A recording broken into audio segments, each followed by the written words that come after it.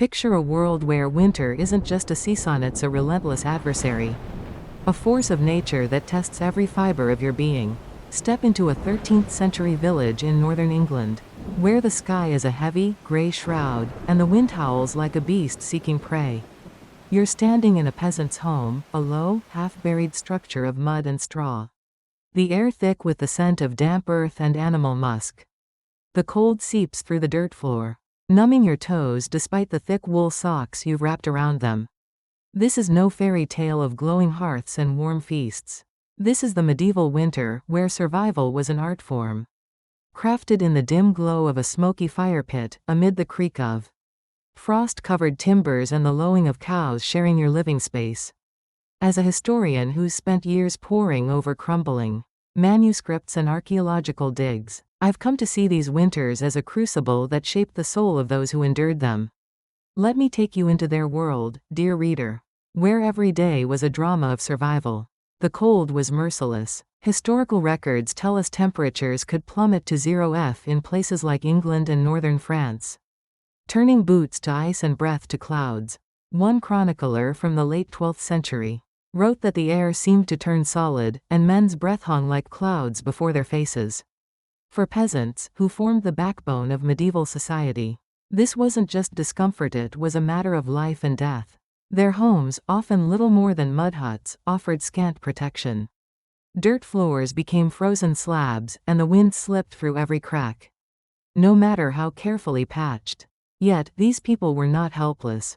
They were survivors, their lives a tapestry of ingenuity woven from necessity. Imagine waking before dawn, your breath visible in the frigid air, your eyelashes crusted with frost. A 14th century monk from Canterbury described peasants rising in the dark, fingers stiff, to milk cows or break ice in troughs. The animals, often kept indoors during the worst of winter, were more than livestock, they were lifelines, their body heat a precious gift. A single cow could generate as much warmth as a small fire. And in a world where fuel was scarce, that was everything. The men might trudge out to clear snow or gather wood, while women spun wool or tended the fire, the cold gnawing at their bones with every step. Every task was a battle. Fetching water meant hacking through a frozen stream, then carrying it back without spilling, a feat of balance and endurance. One Yorkshire record tells of a woman who slipped on ice while carrying a bucket, only to find the water frozen solid by the time she stood up. She laughed, saying, "The stream gave me a block of ice to cook with." That humor, that stubborn resilience, was as vital as any fire. It's what kept them going, day after day, in a world that seemed determined to freeze them out. Their homes were marvels of makeshift engineering. Many were dug 3 or 4 feet into the ground, a trick we now call geothermal stability, but which they knew as common sense. The earth, at that depth, holds a steady 50 to 55°F, a buffer against the howling winds. Archaeological digs in northern France show nearly half the homes in some villages were semi-subterranean, their walls rising from earthen pits like ancient roots. The walls themselves were a patchwork of mud, straw, and scavenged stones, sometimes pilfered from old Roman ruins, much to the annoyance of local lords. One Norfolk peasant, fined for stealing Roman stones, argued, "The Romans are gone, but the cold is here." You can't fault the logic. To seal the gaps, they used a mixture of mud, straw, and animal dung. It sounds grim, but it worked. Modern tests show it cut heat loss by up to 60%. The roofs were thick, layered with branches, straw, and sometimes turf, so sturdy that in Scandinavia, peasants let grass grow on them, the roots binding everything together. One 14th century traveler described goats grazing on these grassy roofs, a surreal sight that was as practical as it was strange. Inside, the low ceiling forced you to stoop, but that was deliberate. A smaller space was easier to heat, every inch of warmth a treasure. At the heart of the home was the fire pit, a simple hollow ringed with stones. The smoke was meant to escape through a roof hole, but it often lingered, stinging eyes and blackening beams. Only about 15% of the heat stayed in the room, the rest vanishing with the smoke or letting snow drift in when the wind turned. Yet, they made it work, burning whatever they could: findled furniture, broken tools, even a neighbor's missing fence. In one Suffolk village, peasants burned an entire, abandoned barn, piece by piece, to survive a brutal winter. The Lord was furious, but they shrugged. Survival trumped propriety. The fire was a lifeline, guarded like a sacred relic. Families took shifts through the night, banking coals in ashes to preserve a single ember. Losing it meant a cold trek to a neighbor's house, sometimes carrying a hot coal in a hollowed-out turnip. One 13th-century tale tells of a man who ran so fast with his turnip coal that villagers thought he was fleeing demons. The smoke, for all its choking haze, drove away bugs and preserved the roof timbers, which modern analysis shows were coated in soot like a natural sealant. It wasn't pleasant, but it was survival. And that was enough to carry them into the next challenge of their winter world. Step closer now, and feel the rhythm of this frozen life, where every choice was a calculated act of defiance against the cold. The fire pit may have been the heart of the home, but it was the peasants' ingenuity that kept it beating. Their homes were more than shelters, they were laboratories of survival, each corner hiding a trick honed by generations. Let's walk through one of these homes, not as visitors but as inhabitants, feeling the weight of the cold and the cleverness of their solutions. You're standing on that dirt floor, now dusted with frost, the cold seeping through your socks like a thief. The half-buried walls, sunk into the earth, keep the worst of the chill at bay, holding the temperature at a bearable 50 to 55 F. Archaeological digs across northern Europe reveal that nearly 40% of peasant homes used this technique, their foundations carved into the soil like the burrows of some ancient creature. The walls, a patchwork of mud, straw, and scavenged stones, stood firm against the wind. In some regions, peasants borrowed stones from Roman ruins, blending the relics of a lost empire into their humble homes.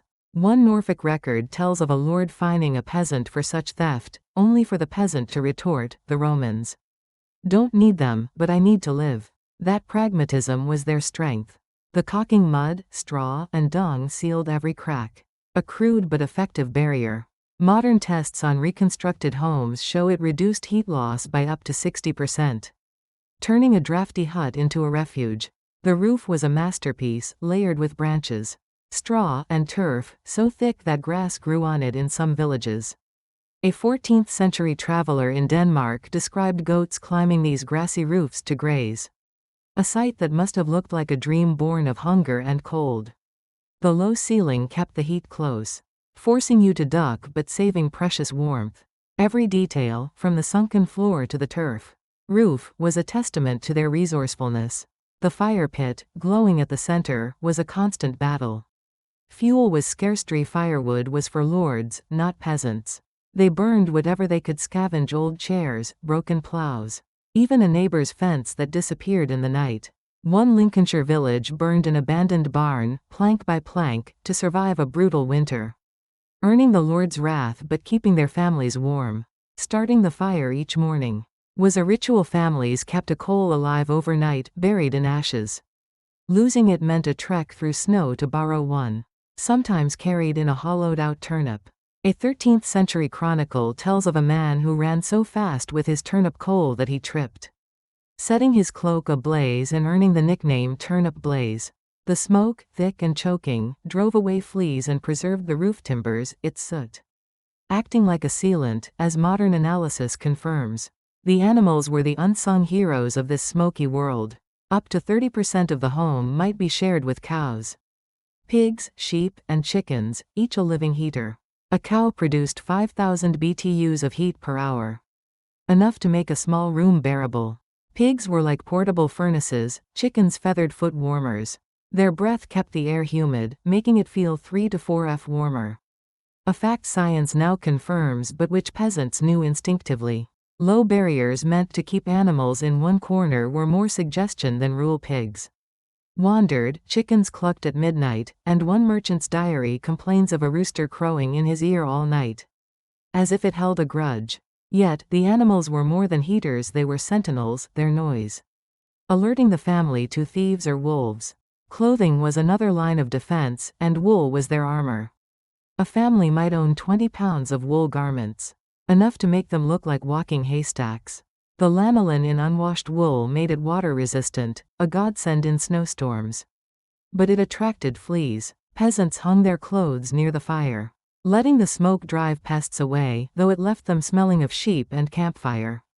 One nobleman, forced to sleep in a peasant's home, wrote that the wool bedding made him sneeze so violently he feared for his nose. They wore linen shirts, wool tunics, jerkins, cloaks tied with rope belts to keep everything in place. One account tells of a man so tangled in his layers that his wife had to roll him across the floor to free him, a story that left the village laughing. Food was a daily challenge. The perpetual stew, simmering over the fire, was filled with turnips, parsnips, and neeps. Sometimes joined by tree bark or leather in desperate times. Wild herbs like poor man's pepper added flavor and fought illness, while dried herbs hung from the rafters like a pharmacy. Preservation was an art. Vegetables packed in sand. Meat smoked to last the season. One family, known for their smoked meat, traded their secrets for a winter's worth of turnips. A deal that became village legend. Around the stew pot, families shared stories, their home, a fragile bubble against the cold, ready to face whatever the next day would bring. Now, let's wrap ourselves in the peasants' world, where every thread of their lives was woven to defy the cold. Their clothing was more than fabric, it was a masterpiece of survival, turning raw wool into armor against the elements. Picture the village in spring, when the frost finally loosens its grip. The sheep are shorn, their wool a tangled mass of dirt and lanolin. The peasants traded eggs or turnips for it, or sheared their own small flocks. Cleaning the wool was a family affair, with women and children. Picking out twigs and carding the fibers. Spinning followed, a rhythmic task done by firelight. One woman in a 14th century record spinning enough thread in a week to make a tunic, her fingers a blur. Weaving on creaking looms turned the thread into heavy, warm fabric. Wool's magic was its lanolin, making it water-resistant. In a snowstorm, water beaded off a cloak like rain off a duck. Some peasants left extra lanolin in, earning nicknames like Greasy Jacques for their glistening coats. Fleas were the downside, drawn to wool like moths to a flame. Hanging clothes near the fire let the smoke drive pests away, though it left them reeking of campfire. Modern tests show wet wool retains 80% of its insulating power. A fact the peasants knew from trudging through snowstorms, looking like walking haystacks. Layering was their art. A linen shirt reached the knees, followed by 1 or 2 wool tunics. A jerkin, and a fur-lined cloak, all tied with a rope belt. Archaeological evidence shows peasants wore 4 to 7 layers on the coldest days, making them look like they'd raided every clothesline in the village. One 13th century chronicle tells of a man so tangled in his layers that his wife had to cut him free with a knife, much to the neighbors' amusement. Getting dressed was a workout, and undressing for the outhouse was so daunting that some avoided water just to skip it. Children, wrapped in so many layers they waddled like penguins, were the butt of jokes. One writer noted they were the round bundles rolling down the hills, unable to bend their knees. Science now confirms that multiple thin layers trap warmth better than one thick one, a principle the peasants learned through frozen toes. Their tools were equally ingenious. The snow shovel, carved from hardwood, was heavier than modern ones, but moved 30% more snow per scoop. Thick socks, woven with rabbit fur, were so valuable. A pair could cost as much as a chicken. Snow scores, long sticks marking paths in deep snow, were painted with berry juice. In some villages, a primitive GPS for blizzards. One record tells of a village losing half their snow scores to hungry goats, forcing a midwinter repaint. Mittens, stuffed with moss or even cat hair, kept fingers warm where gloves would have failed, a fact scientists only later confirmed. Weather forecasting relied on nature's signals. Cuddly cows meant a storm was coming. Pigs gathering straw signaled cold. One German village record describes a woman who predicted a blizzard because her chickens stayed on their roost, a sign she trusted. Food, too, was a battleground. The perpetual stew simmered with turnips, parsnips, and neeps, sometimes joined by bark or leather. Wild herbs added flavor, dried herbs fought illness, and preservation. Vegetables in sand, meat smoked was an art. One family's smoked meat lasted 2 winters, earning them envy and turnips in trade. These threads of survival wool, tools, food wove a tapestry of resilience, preparing them for the next challenge of their frozen world. Let's linger by the fire now, the beating heart of the peasant's home. As a historian, I'm convinced this flickering glow was more than heat. It was hope, a reminder that life could endure even in winter's depths. Keeping it alive demanded every ounce of their ingenuity, a daily ritual that defined their survival. Picture the fire pit, 3 feet across, ringed with stones worn smooth by years of use. The smoke, meant to escape through a roof hole, often lingered. Stinging eyes and blackening beams. A 13th century monk, staying in a peasant's home, wrote that his robes turned black as coal and his lungs cried for mercy. Only 15% of the heat stayed in the room, the rest vanishing with the smoke or letting snow drift in. Yet, the peasants made it work. Burning old furniture, broken tools, even a missing fence post. One Suffolk village burned an abandoned barn, plank by plank, to survive a brutal winter. Paying the Lord's fine with a shrug, better warm than dead. Fuel was a constant struggle. Dry firewood was for Lord's peasants scavenged whatever burned. In lean times, they used straw or dried dung, which smoked terribly but kept the fire alive. One account mentions a family burning their old cart, plank by plank, until only the wheels remained.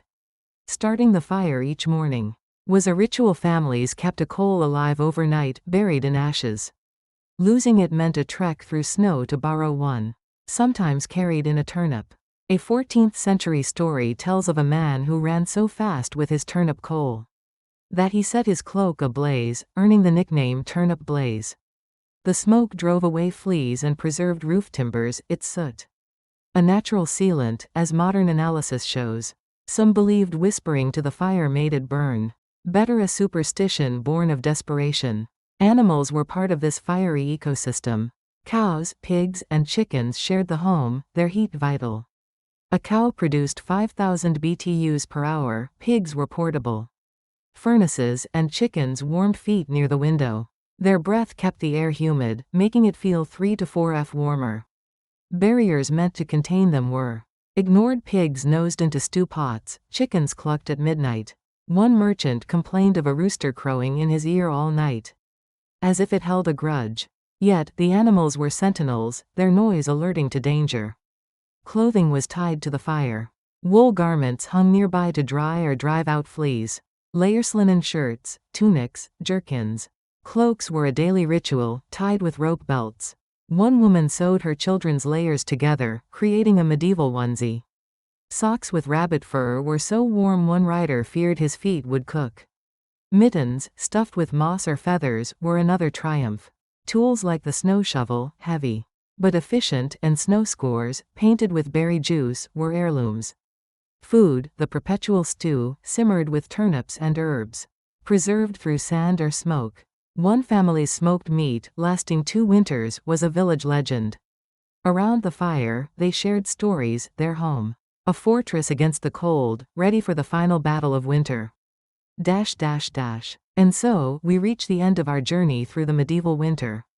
But not without a final reflection on these remarkable people.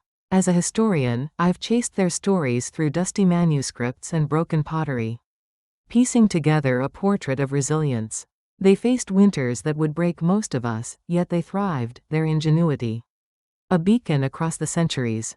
Picture the village at winter's peak. Snow piling against half-buried homes, the air so cold it bites. Inside, the fire pit glows, casting light on a family huddled together, their breath mingling with the animals. The stew simmers, wool layers pile high, and tools, shovels, snow scores, mittens ready for the next day. These homes, dug into the earth, were their first defense. Holding a steady 50 to 55 F. Mud and dung caulking sealed out the wind, turf roofs held firm, even as goats nibbled them in summer.